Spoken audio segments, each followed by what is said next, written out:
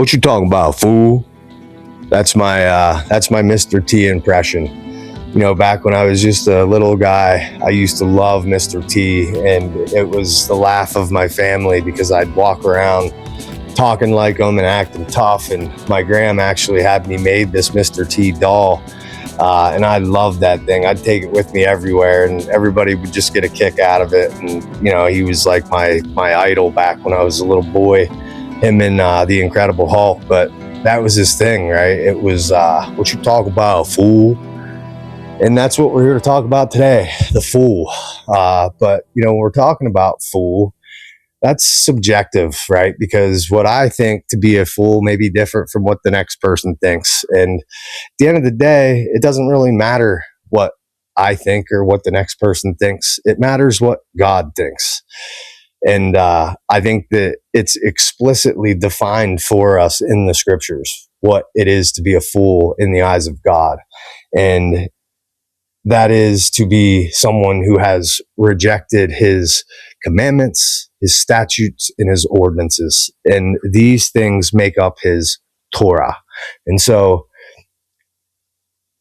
to be a fool is literally to reject the Torah. That's what it means to be a fool in the eyes of God, because the Torah was given by God to his people as an instruction manual to life. And if you reject it, well, that's foolish because it's for you and it's given to you by the creator of this thing that we're all experiencing, this life. And it was given to us as an instruction manual of how to get through this life and how to experience blessings in this life. And so that's what it is. That's what the Torah is. But we have this skewed idea of it today. And, you know, there's 45,000 plus denominations of Christianity out there, the majority of which who have all rejected this idea, this foundational, fundamental understanding that the Torah is God's instruction to his people.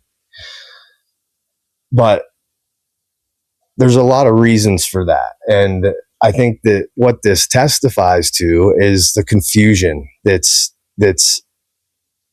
in the midst of Christianity. Because it's interesting how all of these, at least the majority of these denominations, all point back to this single source, this biblical narrative. And yet, at its very foundation, it is the Torah that makes it up. Everything is built around this idea of God's Torah. And, you know, again, there's many reasons for this. We view the Torah today as the first 5 books in the Old Testament, or as the law of the Jews. And although these things are correct, that's not the correct way to view this term, the Torah. The correct way to view Torah is instruction. It's God's instruction to humanity, specifically to those who enter into covenant with this God. And so this is a foundational, fundamental thing that we need to understand because it's been lost today. And because of these views on the Torah, you know, it gets this negative connotation. The law gets attached to it. And anybody that's talking like this is someone that's trying to put you back under the law. And you know, there's all of this stuff going on when this Torah was given by God to humanity as an instruction manual to life, to experience a blessed life. Yet, that's not what it looks like today. That's not the way that it's viewed today. But to understand the fool, we need to understand this, because this is what it was. To be a fool in the eyes of God was to reject his Torah. It was to be someone who turned their back on this word of Yehovah, the word of God. And so I'm not sure how we could even have the discussion without understanding this very simple concept that the Torah was given to his people for them. It's literally an instruction manual to life. And I think that a very simple way to view this, if we break it into 3 categories to cover everybody, is as an instruction manual. And so if we think about like adult men, adult women, and the youth, we can view it as, for the adult man, when you buy a new vehicle or a new tool, well, what comes with it is an instruction manual. And that instruction manual will instruct you on how to use this thing, how to properly care for this thing, and to experience the best from this thing that the person who made it has to offer if you follow this instruction manual. And in that instruction manual, there's a warranty usually, right? A guarantee that if you do these things, well, this is what you can expect. But if you don't do these things, well, it's going to fall apart, not work. And you can't come crying back to us when it doesn't, because you voided the warranty by not doing these things. And this is the same thing. At the simplest level, this is what it is. And so then if we look at the women, and you have a recipe book, and that recipe book, you have a specific recipe, and in that specific recipe, you have a list of ingredients, and you have some instructions on how to go about making this perfect, delightful food.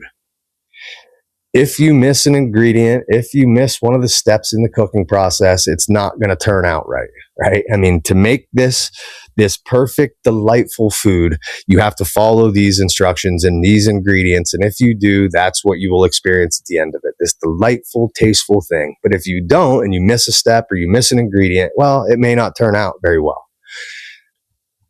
The Torah is the same thing. And for the youth, if we talk about it in terms of like video games, right? You get a video game, and what comes with it is this instruction manual on how to play that game and how to experience the best, to have the best experience with this video game is to follow its instruction manual. And if you do this, you'll have a great time. But if you don't, it's probably not going to end well, and you won't get through the game. And so it's the same thing. It's this instruction manual, and it was given to you by the creator of whatever it is, right? So for the vehicle manufacturer, or the grandma's recipe, or for Nintendo, these are the creators of this thing that has provided you an instruction manual to use it properly, right? And to experience things at their fullest. And this is the same for the Torah. God has given us this Torah as an instruction manual to life. And if we can understand this very simple concept, I think we'll be able to understand this covenant better, because that's what the covenant is. The covenant is the Torah. It's the terms of the covenant. And this covenant is very much a marriage covenant. That's what it is. At its base level, we're talking about a marriage covenant here. And that's why we see that type of language used all throughout the scriptures. It's always, he's a jealous God.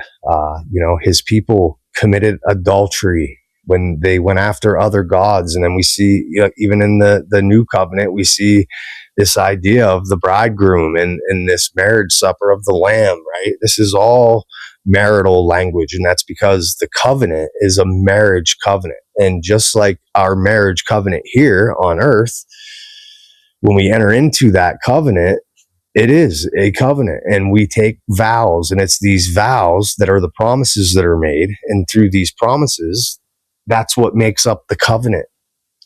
And it is these instructions that make up the covenant between God and his people.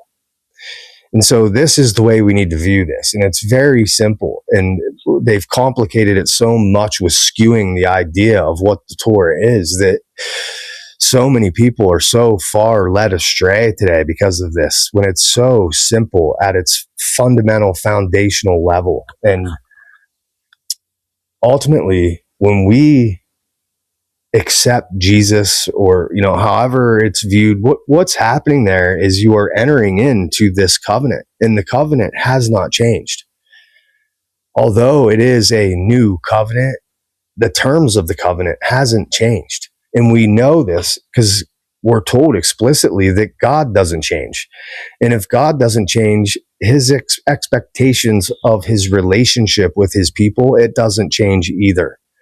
And so this idea that we're in a different dispensation and, we're in this period of grace and all that, these ideas are so fundamentally different from what this book actually says, because the covenant was broken, and it was through this broken covenant that we were divorced, that God's people was divorced from God. And because of this decree, this divorce decree, this relationship was severed and they could never enter back in. There was no way for humanity to get back to the source, to God. And when Yeshua came and died, it was through his death that allowed these people, humanity, to enter back into covenant with this creator.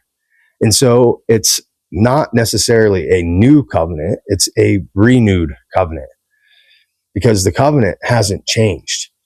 The only way that it's really changed is that it is now written on our hearts. And so to reject the Torah is to reject the very thing that the new covenant is based on. And it's based on this idea that it's no longer written on tablets of stone and kept in the Ark of the Covenant. Now the Ark is here and it's written on our hearts. That's the only difference. But the terms of the covenant remain the same. And so we need to understand this. And it's led to all this confusion and all these different denominations and all these different ideas, when it's so simple if we just understand that this was God's intent from the beginning, to give his people this instruction to get through life. And it's through this instruction, through this Torah, that these people become set apart, Kadesh in the Hebrew. And to be set apart means that you look different from the rest of the world. And at that time, the rest of the world was immersed in paganism and surrounded by nations that worshipped an array of gods. There was plenty of gods to choose from. But this nation, this people, they worshipped the one true God. And it is through this and this covenant that's made between God and his people that allows them to be set apart. And so we are to look different from the rest of the world. And honestly, the rest of the world is still immersed in paganism today. Many of the Christian faith today are still very much enveloped in paganism, from all of the holidays to Sunday worship. These are all things that are derived from paganism. And so we need to try and get back to the roots here of this faith and understanding that the Torah is the foundation. And when we enter into this covenant with God, that is the terms of the covenant, where you're making a promise. Just like he says, I will be your God, you will be my people. Well, this is it. This is what it looks like when we enter in. And when we do, we are making this promise that we will follow the terms of this covenant. And that's what it is. And so we really need to understand that, because everywhere this plays out in the scripture, we see God talking about his people being foolish. It's always in regards to them turning their back on the Torah, on this covenant. And so the fact that we are now in this new covenant and it's to be written on our hearts, we can't have this view of the Torah as this bad thing and this, this thing that suppresses you. And it's just it's completely wrong. It's completely wrong. And when we get off on this wrong start immediately from the fundamental foundation of this book, you are going to be way, way led astray. And I feel like that's what we see today. We look out into this world and supposedly we are at the peak of humanity, right? We are, intellectually at our best. And, we're at this level of technology and intellectual, supremacy, and all, throughout all time, we've reached this this peak. But in reality, we aren't evolving and getting smarter and better. We are degrading over time. Just like when you make a copy of a copy of a copy, each time that you do this, it gets worse and worse and worse. And that's what's happening. That's what's happening here. The original was perfect and its best. And through time, it's degrading, not evolving. And so this idea that, we are this super smart humanity today, I think what I see is we are more foolish now than we have ever been. And the direction we are headed in the future is a testament to that foolishness. I mean, it's just, you are surrounded by foolishness. And as God's people, we should look different from that world. And that's what it means to be set apart. And that's what it means to be in covenant with this creator. And so we really need to get back to this. And I know this is one of these topics that it's against the grain. I get it. And I know that people have this view that this is wrong, but I'm telling you, this is my opinion. This is where I am at on it. And I hold to it. And I think that what we are experiencing today is no different from what it looked like back then when everybody, collectively turned away from God. This is what the world then begins to look like. Humanity gets ugly, and God leaves humanity to the vices of the world when they reject and turn their back on God's wisdom, which is the source of that wisdom right here in the Torah. And so, anyway, I know it's a big topic. I'd love to talk on it more, but we're trying to keep it here to the confines of these videos with Proving Proverbs. And so, we're going to dive in here. Chapter 26 starts out. Snow no more befits the summer, or rain the harvest time, than honors befit a fool.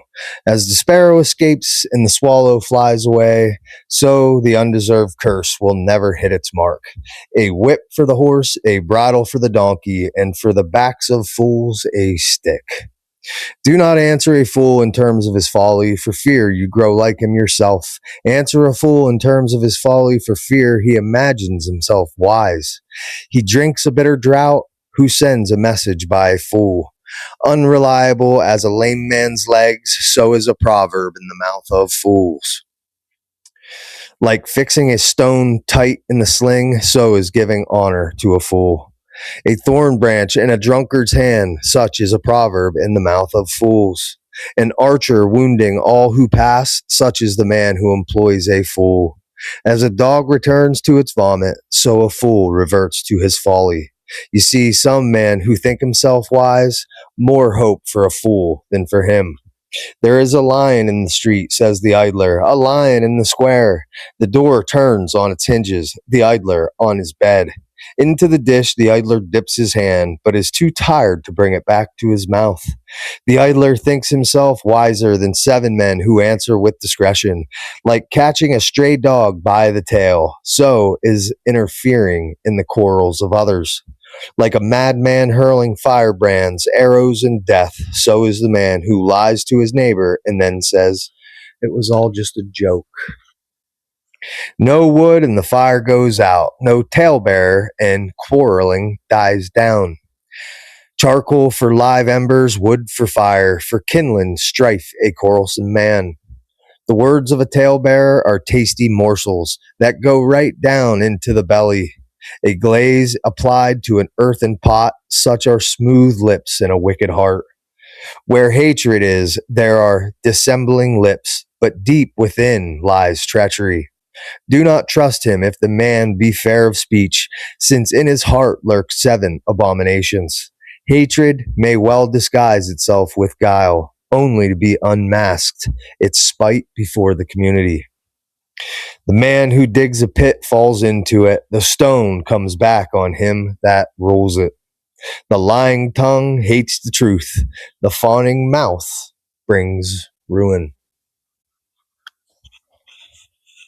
If we if we can understand this, and we understand this just base level of what it means to be in covenant and what that covenant looks like, then we can understand what we need to do to experience all the things that God intended for us in this life. And that's pretty much what we see all through the book of Proverbs, right? It's cut and dry. There are two paths here that are set out before us. And that's because God has created this realm as a dualistic reality. Everything, this dualism is in everything.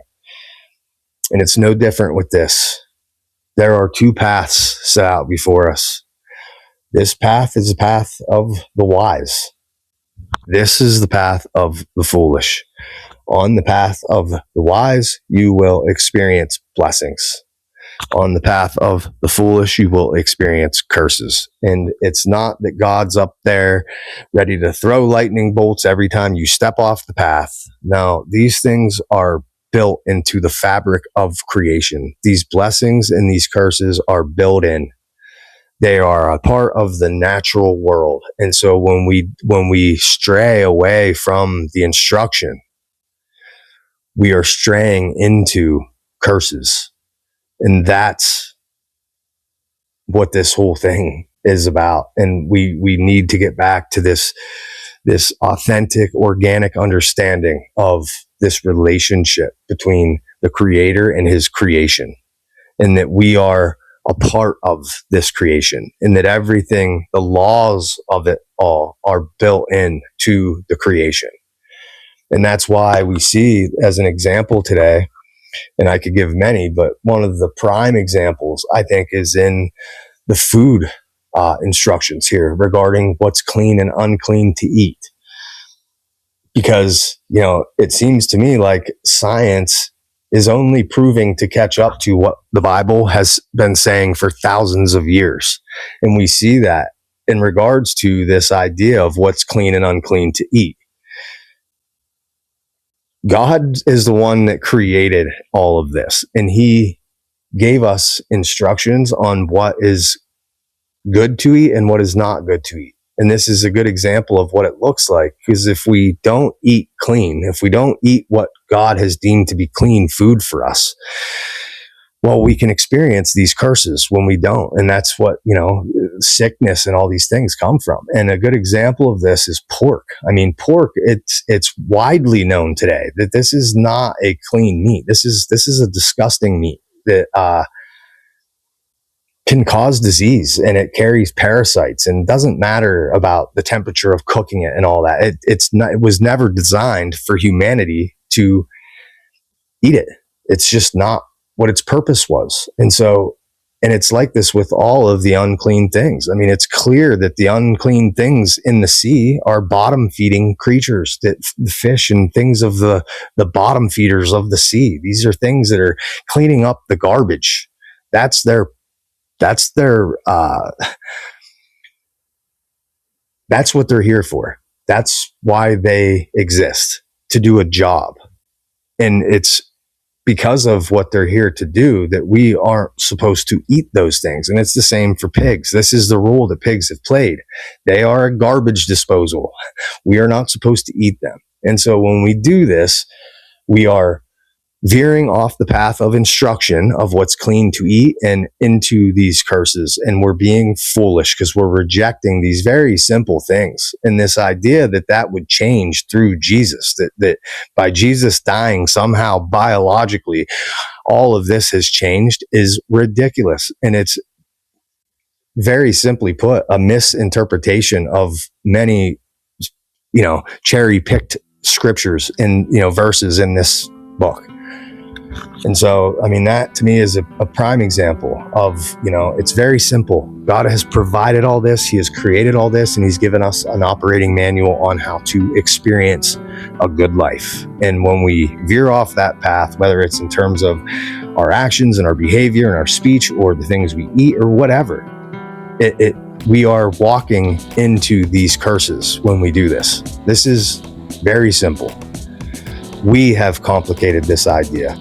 And we really need to get back to the simplicity that is found in the instruction.